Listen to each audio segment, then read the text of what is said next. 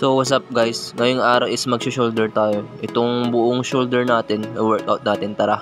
Ito yung una kong ginawa mga ka-protein. Bali ang ginawa ko dito is 2 sets tapos 12 repetition. Pero bago tayo nagbuhat mga ka-protein is nag-stretching na tayo niyan. Pagpasensyaan nyo na pala yung boses ko mga ka-protein kasi sinisipon pa tayo hanggang ngayon. Ang tawag pala dito sa workout na to mga ka-protein is dumbbell shoulder press.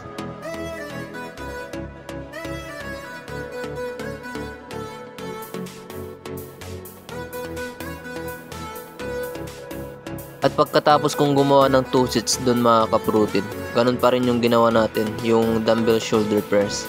Pero nag-add tayo ng weights para solid yung pump doon sa shoulder natin. At para lalong ma-stress yung muscle natin sa shoulder.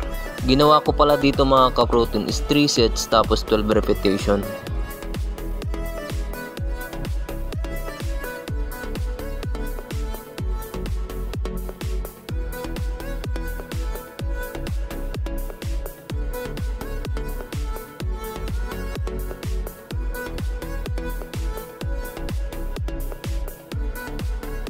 At nung pagkatapos kong nag-dumbbell shoulder press mga ka-protein, ito naman yung sinunod ko.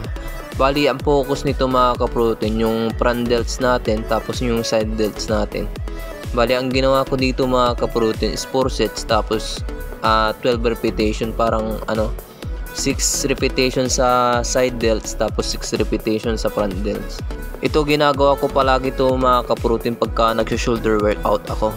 Parang kunwari titirahin ko ng side delts ko is ito yung ginagawa ko para lalong ma-stress.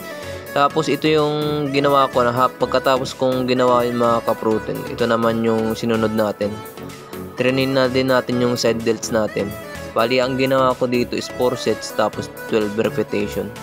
Bali ginagawa ko pala yun mga ka-protein para lalong ma-stress yung shoulder natin.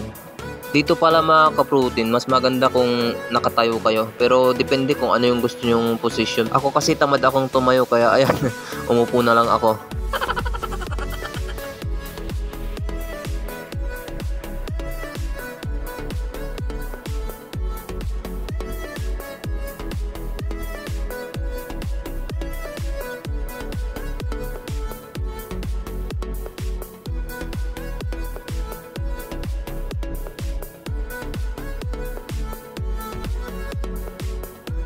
At nung pagkatapos kong nag-side delts, ito naman yung ginawa ko mga ka-protein. Sinunod ko naman yung front delts natin. Bali, ang ginawa ko din dito is 4 sets tapos 12 repetition. May kabigatan pala yung dumbbells na yung mga ka-protein kaya hindi ko pinagsasabay na inaangat.